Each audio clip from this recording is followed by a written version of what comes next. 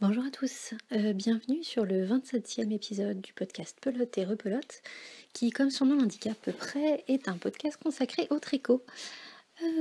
On va commencer par se souhaiter peut-être une bonne année, même si on est en février.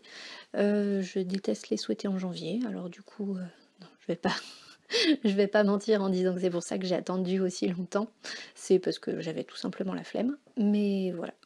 Je vous souhaite plein de belles choses, beaucoup de douceur pour les prochains mois.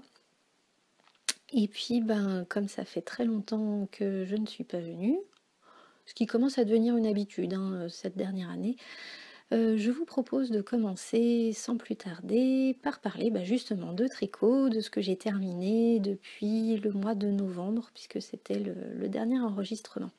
Alors je vais peut-être pas vous parler de tout, parce que j'ai peur que ce soit indigeste. Je crois que j'ai plus d'une dizaine de projets terminés. Mais je vais essayer de me concentrer sur ce que j'ai terminé en 2018 et puis j'essaierai de réenregistrer dans pas trop longtemps pour pouvoir faire le début 2019.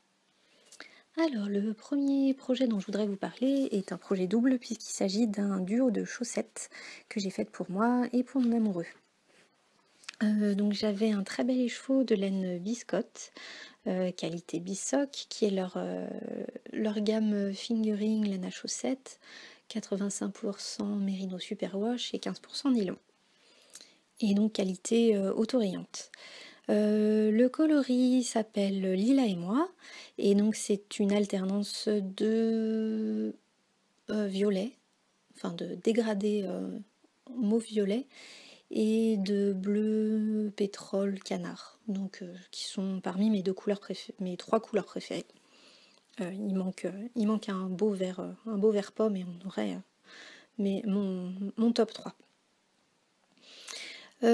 Comme je voulais pouvoir utiliser les chevaux complets pour faire 4 chaussettes, il fallait que je prenne de la laine contrastante pour les talons, pointe et côte. Donc j'ai choisi de la Candy Wool, la qualité chaussette également.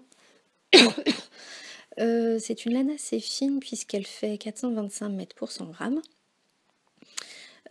Coloris lavande, et c'était un reste d'un châle que j'avais fait pour une de mes tantes.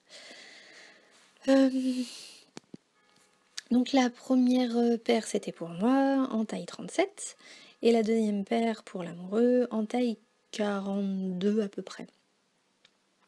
Après je connais jamais très très bien sa pointure, je sais que c'est 26 cm de long, voilà, mais en pointure elle-même je sais pas exactement. Alors les miennes, je les ai tricotées avec des Xiaogo en métal, en 2 mm 25, en montant 12 mailles par face, augmentation jusqu'à 32 mailles. J'ai réalisé il n'y a pas longtemps que je pouvais faire des chaussettes pour moi en 2 mm et demi en montant 30 mailles, mais comme c'est un tout petit peu plus ajouré, en fait je préfère rester sur ma combinaison 2 mm 25. Le montage, comme d'habitude, par la pointe en Jody's Magic Caston. Le talon en fiche Lipski Seal, les côtes 1-1, non torse, et le rabat tubulaire à l'aiguille. Donc qui suit les côtes, qui est mon rabat préféré pour tout, pour le bas des pulls, le bas des manches et le haut des chaussettes et les bonnets, s'ils sont commencés par le haut. Celle de l'amoureux, exactement le même principe, sauf que j'ai monté 14 mailles, j'ai augmenté jusqu'à 36. Et voilà. Et les siennes, je les ai faites avec mes Knit Pro en bois. Donc je tricote un peu plus lâche avec le bois, et donc du coup là j'ai investi dans des aiguilles en métal en 2 mm et demi. Et donc il va être content parce qu'il se plaint que ses chaussettes sont toujours un peu trop lâches. En même temps, il a le pied large et la cheville très fine. Donc effectivement, ça lui baille sur la cheville, mais en même temps, si je fais plus serré, j'ai peur qu'il puisse pas passer,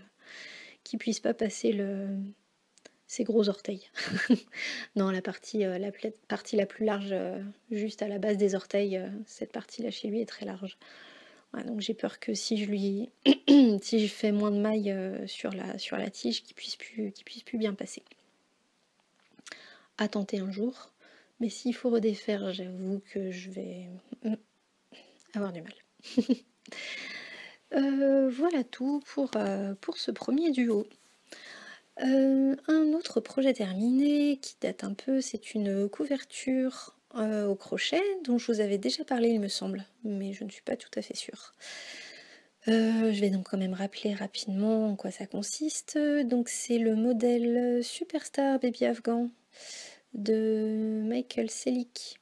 C'est un patron gratuit en anglais qu'on peut retrouver sous forme d'explications écrites, de diagrammes et de vidéos. Donc moi j'ai utilisé la vidéo. Je l'ai crocheté avec un crochet Amour de Clover 5 mm et demi que je trouve très agréable. Je m'étais offert un petit kit, un kit complet. Il y a un petit paquet d'années maintenant, mais on gagne vraiment au change sur une couverture vu le nombre de mouvements qu'on fait.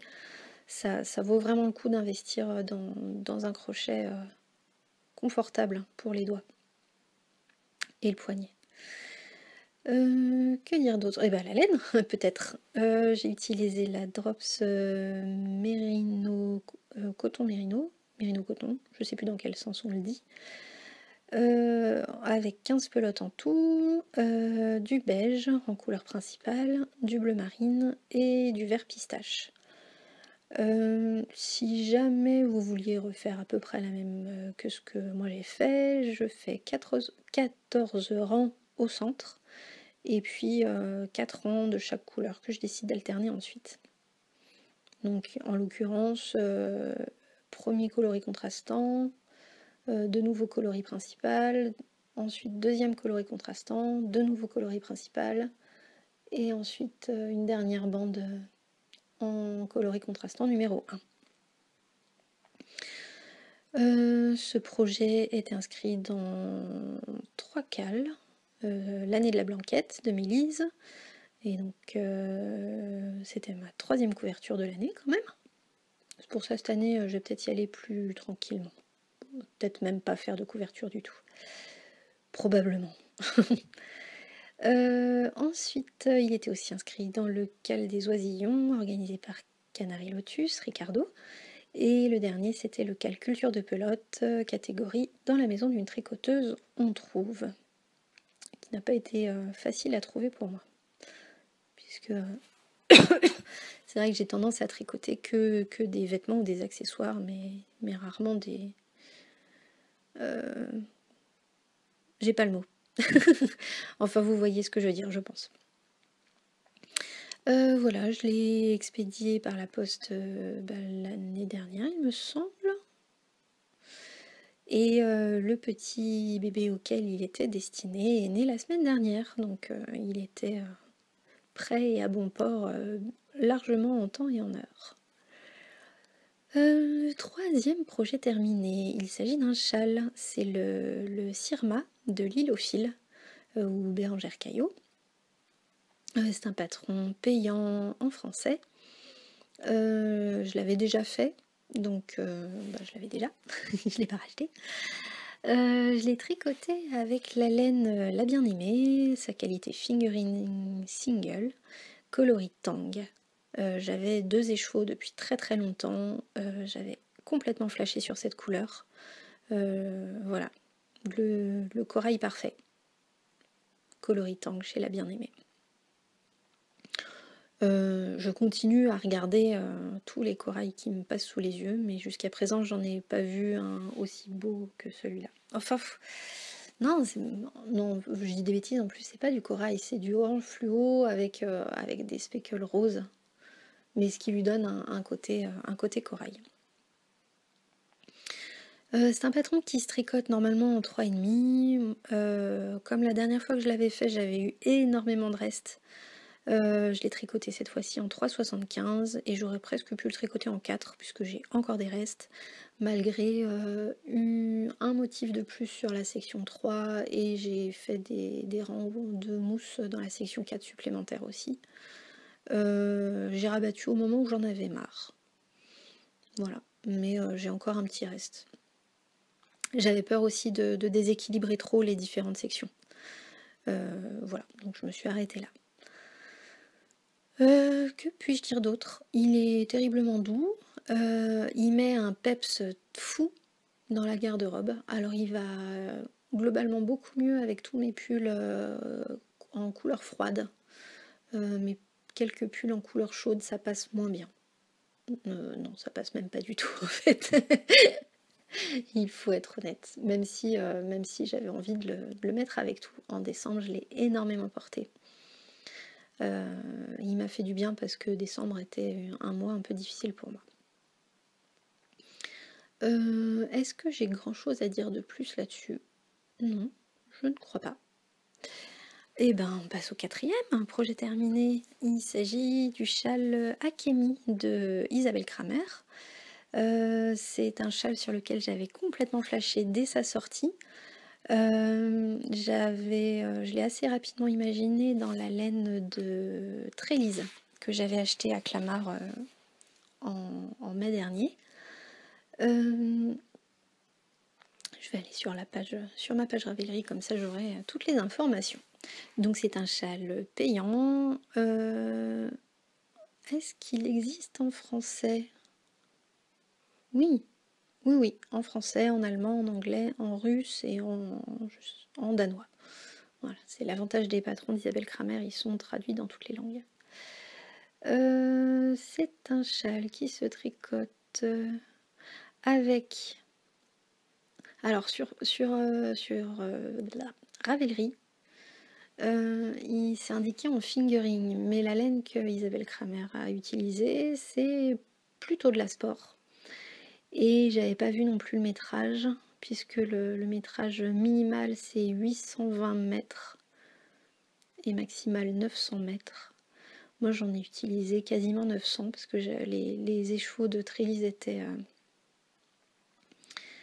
très généreux. Ouais, j'ai utilisé 220 grammes, donc 880 mètres. La laine, c'est de la Trélise Gaia, c'est sa base fingering. Comment est-ce qu'on dit? Tweedé. Donc il y a des petits neps dedans, j'adore la laine tweed. Mais c'est quand même du mérino. C'est vrai que toutes les autres laines tweed que j'avais tricotées jusqu'à présent, c'était pas du mérino et c'était beaucoup moins doux. Alors, sans être affreux, hein, mais c'est vrai que comme je suis un peu sensible au niveau du cou notamment, voilà, là de la mérino c'est encore mieux, dans un coloris splendide qui s'appelle Bluebird, barbe bleue. Et ouais, c'est devenu mon nouveau châle préféré. Donc comme je n'avais pas assez de laine pour finir le patron, puisque j'avais mal calculé, enfin je n'avais pas regardé du tout. Qu'est-ce que j'ai fait? J'ai pas fait la dernière section. Il y a en fait une première section avec des rangs au point mousse. Je dis n'importe quoi, pardon. Si j'étais moins brouillon et moins speed, hein? Alors on recommence calmement, on respire. C'est un châle triangulaire, qui est triangle équilatéral, qui est ma forme de châle préférée. Donc le début c'est du point jersey avec des lignes de jersey en vert. C'est super joli. Ensuite on a une petite section dentelle, de nouveau un tout petit rappel de la première section et ensuite une grande section dentelle. Une dentelle hyper simple mais qui fait bizarre au début quand on l'a fait puisqu'elle se fait sur des mailles en verre. Donc au début j'avais l'impression que j'étais complètement à côté de la plaque et puis bah en fait non c'est bien sur des rangs en verre et ça rend super bien. Voilà, j'en suis ravie. Et il a détrôné mon châle préféré qui était le... J'ai l'impression d'en avoir parlé plein de fois. Le Ruby on Rails de Crystal Newell. Crystal Little Cap. Ils ont quasiment la même couleur. D'ailleurs, j'ai tellement été en rate de laine que sur mon rang de rabat, j'ai pris un peu de la couleur de mon Ruby on Rails justement, qui est de la laine de Froufrou et Capucine, de la graine de laine, que j'avais utilisée justement. Je viens de le dire, pardon, je suis désolée, je radote.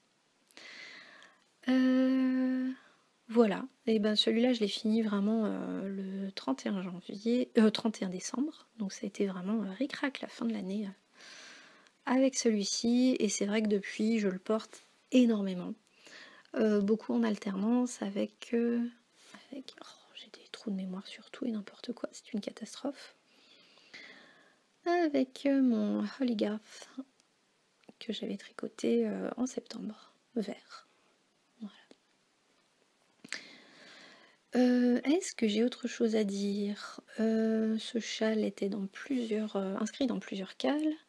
Il a fait le tournoi de Knitich, il est dans le Lainathlon et je l'avais offert à Fedou. Et donc on avait décidé de le démarrer ensemble justement pour le début du Lainathlon, au 1er décembre. Et je crois qu'elle n'a pas fini le sien. En même temps, elle était occupée à fabriquer d'autres choses, donc voilà, hein, chacun ses priorités, c'est normal. Donc voilà pour le Hakemi, que j'adore et que je vous recommande. J'ai l'impression qu'il est passé un peu plus inaperçu parmi les... Enfin, entendons-nous bien, hein, Isabelle Kramer, à chaque fois,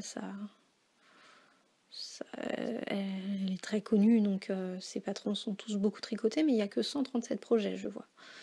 Donc ce qui n'est quand même pas énorme. Mais il est vraiment magnifique, super simple. Donc franchement, je vous encourage, si vous avez deux écheveaux, on peut le faire évidemment en bicolore, hein, puisque on peut faire les parties dentelles d'une couleur et la première section. Après, je sais pas trop quel grammage ça prend. Je sais plus où j'ai changé d'écheveau. Plus de souvenirs. Mais on peut l'imaginer bicolore, on peut l'imaginer peut-être avec des restes aussi, pourquoi pas. Enfin voilà. Comme il y a plusieurs sections, on peut alterner. Et puis c'est l'avantage sur les châles en triangle. On peut passer d'une couleur à l'autre. Ça continue à faire des parties en triangle en V. Donc je pense pas que ce soit choquant. Donc voilà pour le Hakemi. Ensuite, eh bien le pull joli. C'est de Paula Wiśniewska. Je crois pareil qu'il était déjà en route dans le podcast précédent, mais je me souviens plus très bien non plus. Alors c'est un patron qui se tricote en fingering, et il y a toute la partie raglan qui se fait juste en fingering, et à partir de la séparation du corps et des manches, ou peut-être un peu au-dessus je crois, je ne sais plus. On ajoute un brin de comment ça s'appelle, ce truc que tout le monde tricote en ce moment, sauf moi. On ajoute un brin de mohair, voilà.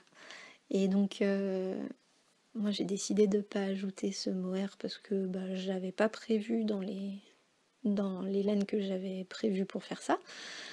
Et donc du coup j'avais pas anticipé que forcément s'il y a un brin de moins, c'est plus serré.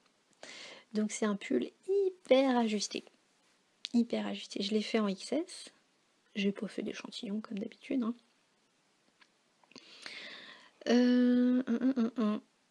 Voilà. Alors, c'est un pull qui est présenté en uni.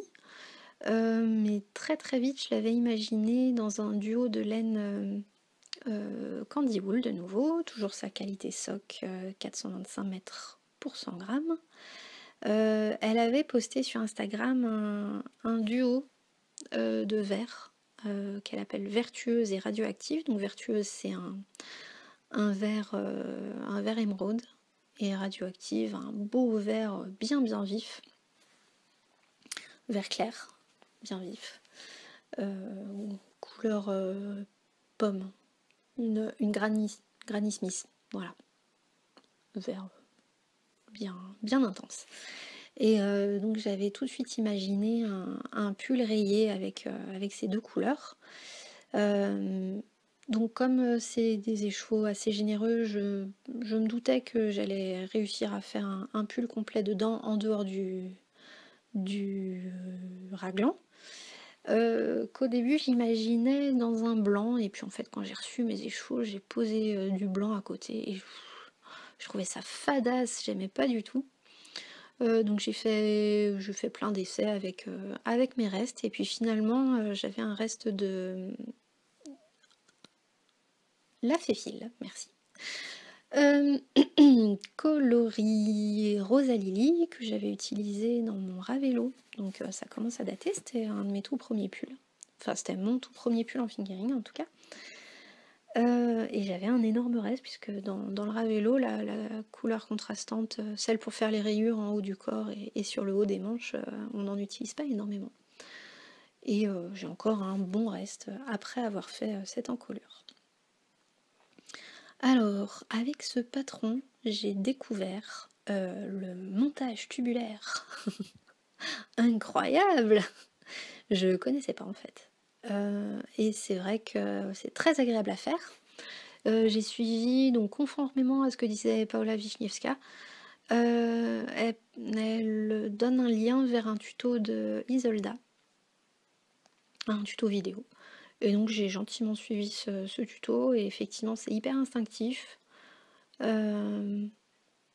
Ça ressemble un peu au Judy's Magic Caston.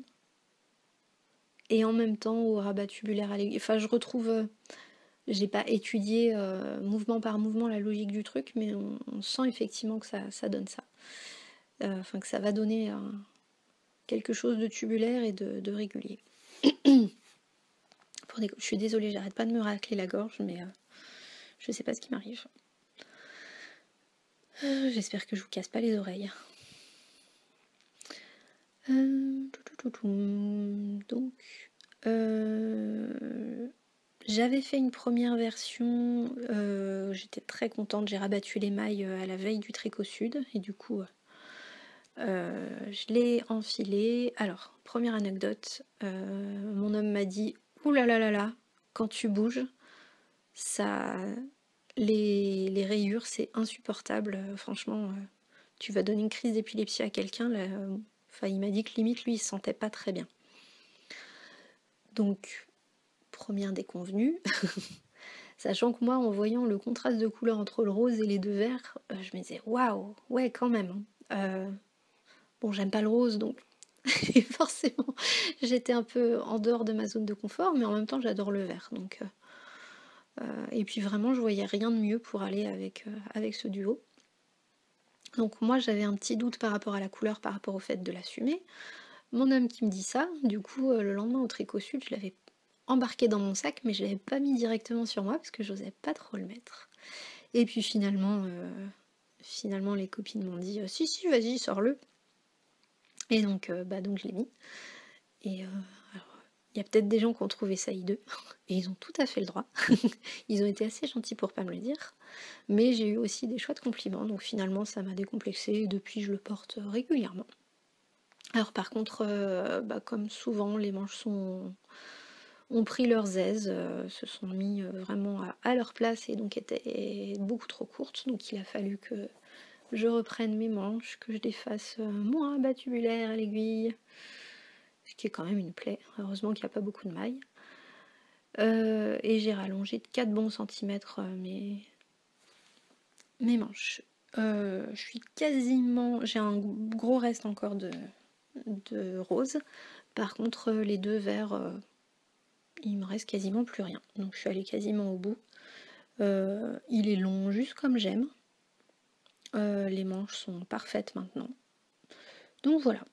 Et puis il a même pris suffisamment d'aise peut-être pour que j'arrive à mettre un t-shirt à manches longues fin en dessous. Très fin. Voilà. Donc il est inscrit lui aussi dans le Lainathlon qui se termine dans 3-4 semaines là. À combien de temps je suis au fait? Alors au niveau des aiguilles, je voulais quand même en parler parce que donc je vous disais que il était un peu serré. Je pense aussi savoir que ça vient un peu des aiguilles puisque je l'ai tricoté en 3,5 comme quasiment tous mes pulls en fingering. Et par contre j'ai utilisé des Knit Pro, comment elles s'appellent? Celles qui sont en métal mais en métal coloré. C'est pas carbone, c'est zinc, voilà. Et du coup sur du métal je tricote plus serré. Donc je pense que c'est pour ça aussi que je suis plus serrée que d'habitude, en dehors du fait qu'il manquait un petit peu de maille sur le corps. Alors j'ai fait des diminutions pour creuser la taille et j'ai fait des augmentations drastiques pour caser mon popotin. J'ai dû faire 7 séries d'augmentations de chaque côté. Quand même, ce qui est pas mal pour une augmentation de hanche par rapport à ce que je fais d'habitude. Encore une fois, c'est pour moi, hein, c'est par rapport à mon corps. Voilà. Est-ce que j'ai autre chose à dire? Je ne crois pas. Et donc on va terminer pour la partie tricot avec le dernier projet, pareil, qui a clôturé l'année. Il s'agit du Cozy Hubby de Marjena Jacek, qui est un pull que j'ai tricoté pour l'amoureux dans le cadre du Calmanly organisé par Liz Taylor. Voilà, quand elle a lancé le cal, je me suis dit, ah bah tiens, c'est l'occasion. J'avais repéré ce patron depuis un petit bout de temps, donc en fait je l'ai proposé à l'amoureux. Je lui ai dit, voilà, j'aimerais bien te faire ça, je le verrais bien dans cette couleur-là. Il m'a dit, d'accord. C'est bien, il est pas compliqué. Et donc voilà, je lui ai terminé à Noël. Donc il a pu le porter. On n'a pas passé Noël ensemble, mais du coup, il l'a eu pour la toute fin décembre. C'est un pull qui se tricote en fingering, c'est un modèle payant en quelle langue? En anglais, je crois. Enfin, moi je l'ai tricoté en anglais, ça c'est sûr. J'arrive pas à retrouver les langues dans lesquelles il est. Bref, je suis désolée. En tout cas, il est pas en français. Alors, comme avec mon expérience du joli qui était un peu serré, je me suis dit qu'il fallait que j'anticipe un petit peu. Et puis je suis moins habituée aux mensurations de mon amoureux, vu que c'était que le deuxième pull que je lui faisais, sachant que le premier en plus était en laine Aran. Donc pas la même épaisseur, pas les mêmes... Enfin voilà, j'avais pas beaucoup de points de repère. Heureusement c'est un pull top-down, donc j'ai pu lui faire essayer au fur et à mesure.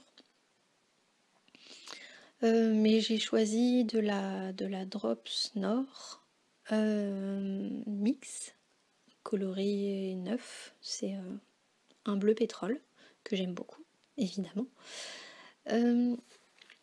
Et je crois que au niveau métrage grammage, elle est un peu plus épaisse qu'une fingering.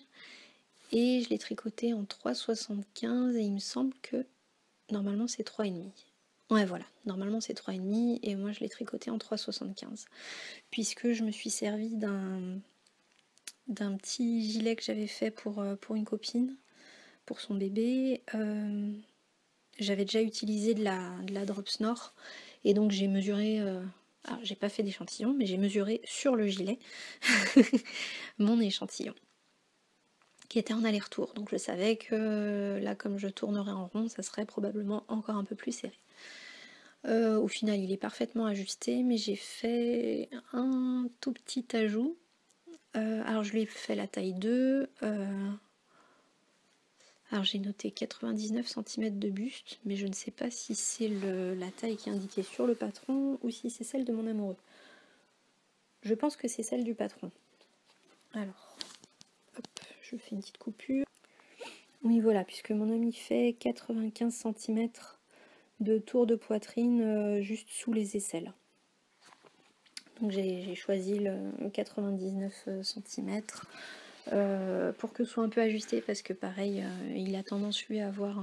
Enfin, il a plein de petits pulls fins qui me met beaucoup, et ils ont tous tendance à énormément se détendre, et puis quand il commence à être détendu, il les accroche de partout et il fait des trous dans tous les sens. Or, je n'avais pas très envie qu'il fasse des trous dans les pulls que j'ai tricote. Et il était assez d'accord avec cette prévention. C'est un patron extrêmement simple, puisque c'est vraiment une construction en raglan, top-down. On descend, c'est tout droit. On a des côtes à la fin. Pareil, on reprend les manches. Alors les manches, pareil, j'ai peut-être rajouté quelques mailles vu que je tricote serré en Magic Loop. Sachant que toutes les manches que je fais pour moi, je les fais à ma sauce. Avec souvent, je prends... C'est à peu près l'équivalent des tailles L. Voilà. Et je me souviens plus de ce que j'ai fait pour lui. Ah, mais j'ai tout marqué, mais je suis stupide. Donc j'ai fait 2 rangs de plus dans les raglans. J'ai allongé le corps de 2 cm. J'ai fait les côtes en bas en 3 mm 25. Ouais, j'ai monté 10 mailles sous les bras. Donc je suis passée à la taille 3, en fait, à partir de là. J'ai pas fait de diminution dans les manches, contrairement à ce qui était indiqué, jusqu'à 30 cm de longueur, et après j'ai fait des diminutions tous les 2 cm, 5 fois, pour 42 cm de manche. Et ah oui, j'ai pas lu les instructions du patron pour les manches, puisque j'étais partie dans mes propres bidouilles, et donc j'ai pas vu qu'il y avait des bas de manches un peu particuliers. Du coup j'ai fait juste des côtes 1-1 comme le bas du corps. Alors là où le patron se corse, ce n'est pas difficile, mais c'est extrêmement long, c'est le col, puisque c'est un col donc à... comment on appelle ça? Je ne sais pas. En tout cas, il y a 2 pans sur le devant qui se croisent et qui sont faits en rang raccourci, donc qui partent tous les 2 en diagonale. Et c'est fait en double épaisseur, en double knitting. Donc, c'est extrêmement long. Et puis, comme du coup on tricote en rang raccourci, en aller-retour, et qu'il y a 2 pans devant qui se croisent, il faut 2 aiguilles circulaires pour qu'ils prennent le relais l'une de l'autre. Donc passer de l'une à l'autre, enfin moi j'ai trouvé ça assez pénible, et ça consomme énormément de laine. Autant pour faire tout le pull, j'étais assez inquiète, je me disais mais j'ai acheté 9 pelotes et il va m'en rester la moitié. Et en fait le col en mange une grande partie. Après j'ai utilisé que 8 pelotes, donc il m'en reste, j'en ai une en rab à laquelle je n'ai pas touché. Voilà. C'est déjà pas mal pour le tricot.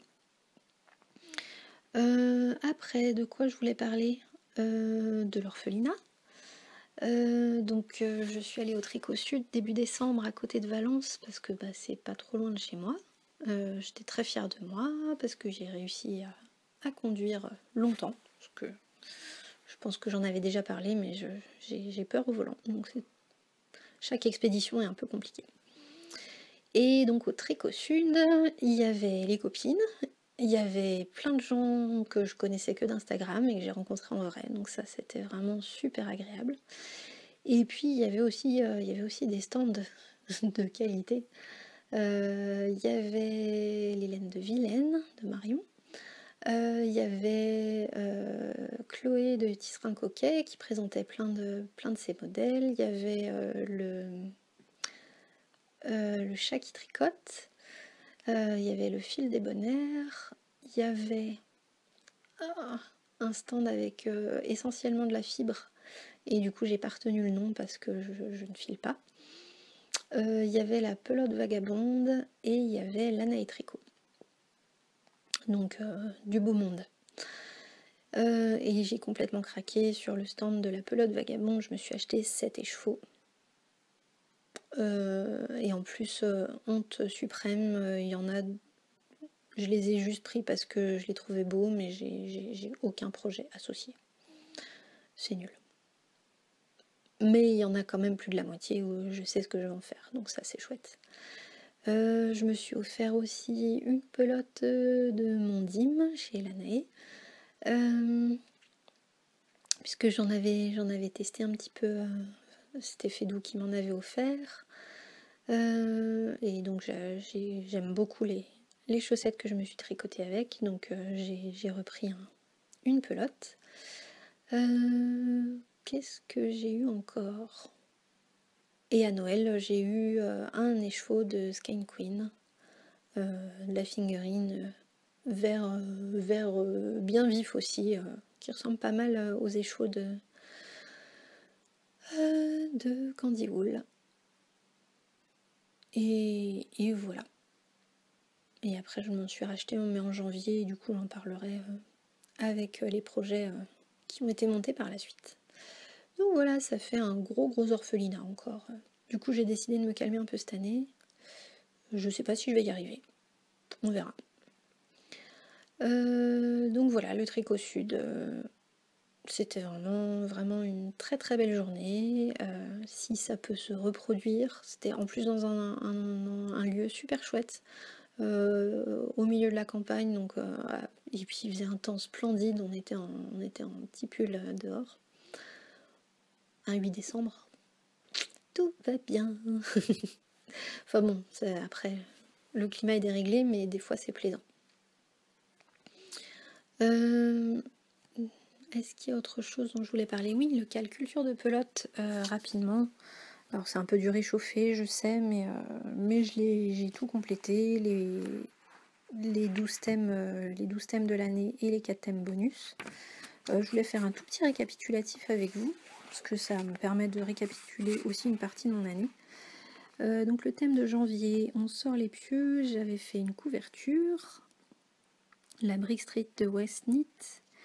Le thème de février, pour la bonne cause, j'avais tricoté un cardigan Dandelion pour une amie, enfin pour la fille d'une amie.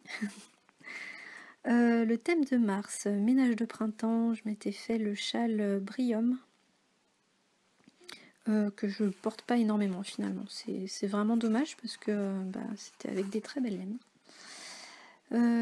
Au mois d'avril, le thème première floraison, je me suis fait le Lush cardigan en laine La Bien-Aimée, que je porte à l'instant même et que j'adore. Le mois de mai, c'était des petits trous, et je me suis fait le châle Holygarth en Madeleine Toche vert, que je porte énormément aussi. Au mois de juin, c'était en pleine mer de... je m'étais fait le Cardinia Wrap, que je porte beaucoup aussi, mais que je ne referai jamais. Je répète, souviens-t'en, toi qui qui prononce ces mots, je ne le referai jamais, il était horrible. Faut pas que je l'oublie parce qu'il est super beau et super agréable. Au mois de juillet, le thème c'était dans les champs de coton et j'avais fait une première couverture au crochet en forme d'étoile.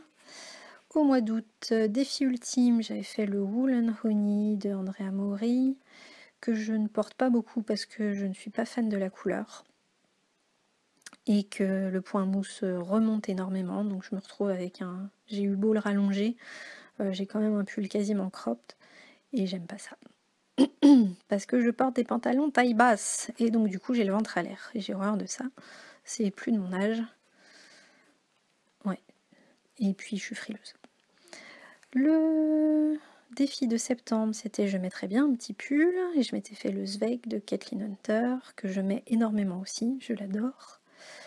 Octobre, cale-toi dans le canapé, je m'étais fait le pull Archer jaune à rayures grises que j'adore aussi, je l'ai énormément mis, je le mets régulièrement. Mois de novembre, dans la maison d'une tricoteuse, donc la couverture dont je vous parlais tout à l'heure, la deuxième couverture en étoile. Mois de décembre, un petit air de fête, c'était un duo de chaussettes autorayantes Mon Chip Shop pour l'amoureux et moi. Ensuite, le bonus A, c'était se laisser happer dans le monde de, et je m'étais fait le A Girl's Best Friend, puisque j'avais adoré tricoter celui pour ma mère, donc je m'en suis refait un, que je porte pas énormément, je le trouve un peu tristou dans les couleurs. J'ai une petite idée pour le pimper, pour essayer de lui redonner un peu de peps. Mais affaire à suivre. Bonus B, il était une fois, j'ai tricoté un petit corrigan vert foncé pour un petit bébé qui est né il y a deux ou 3 semaines. Bonus C, tour du monde tricotesque, j'ai fait un Breathing Space de Vera Valimaki rose très pâle, rose beige, que j'aime bien, mais que je mets pas énormément, parce que ce que je disais tout à l'heure, je n'aime pas le rose. Donc de temps en temps, pour sortir de ma zone de confort, je le porte parce qu'il est très agréable, mais je le mets. C'est pas celui vers lequel je me tourne en priorité. Et bonus D, c'était Je suis une rebelle, et j'avais improvisé un châle pour une amie, dont je suis très très fière. Et j'hésite à me le refaire un jour peut-être. À voir. Voilà.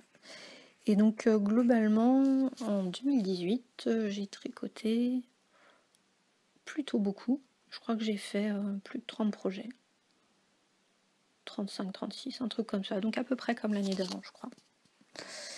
Donc on est bien d'accord que c'est pas une course, que c'est juste voir moi un petit peu ma consommation de laine par an.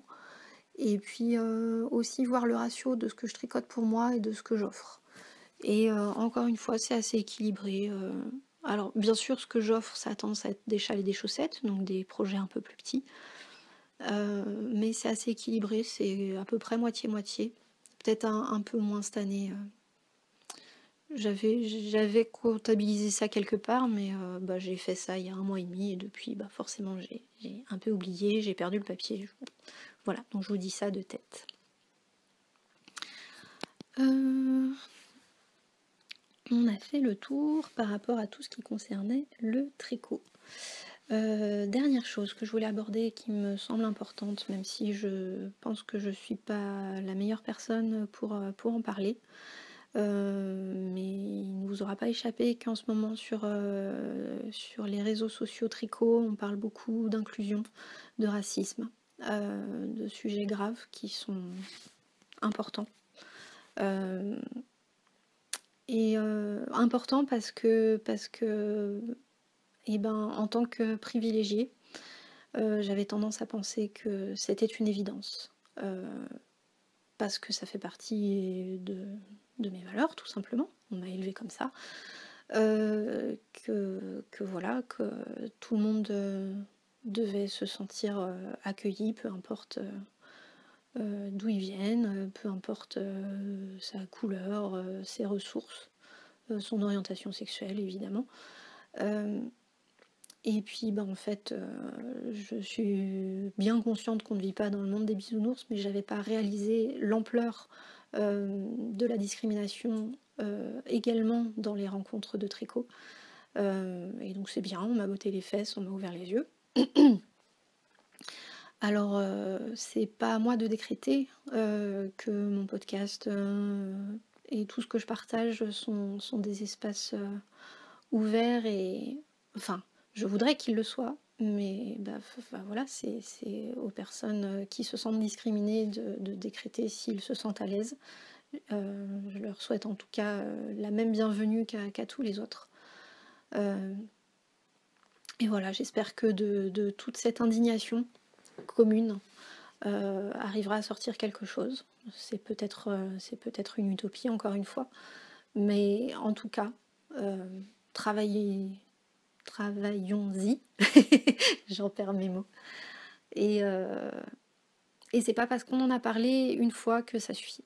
Et il faut qu'on continue à être vigilant. Voilà. pour pas laisser juste les choses se déliter en disant bon bah c'est bon, maintenant j'ai fait ce que j'avais à faire et on passe à autre chose. Bah non, non, non. On a une marge de progression, tous, jusqu'à la fin de nos jours. Ce qui laisse encore un sacré paquet de jours. Donc on y va, joyeusement et gaiement. Et puis le tout, toujours en continuant à partager ce qui nous anime, ce qui nous fait du bien, à savoir la création, même insignifiante, voilà. Tant que ça nous fait plaisir, continuons à le partager et à faire en sorte que ça fasse du bien aux autres, que ce soit inspirant et un peu plus inclusif. Voilà. Et bien sur ce, prenez bien soin de vous, de tout ce qui vous entoure, de tous ceux EX qui vous entourent. Dites aux gens que vous les aimez, n'oubliez pas, avant qu'il soit trop tard. Parce qu'il est jamais trop tard. Et puis parce que ça fait jamais de mal de rabâcher non plus. Mieux vaut le dire trop de fois que pas assez. Et le montrer, si c'est dur à dire, par mille et une manières qui sont les nôtres. Voilà, et je vous dis à bientôt, et puis je vous souhaite une bonne journée, une bonne soirée, une bonne nuit, si c'est le milieu de la nuit. Et puis à bientôt j'espère. Ciao!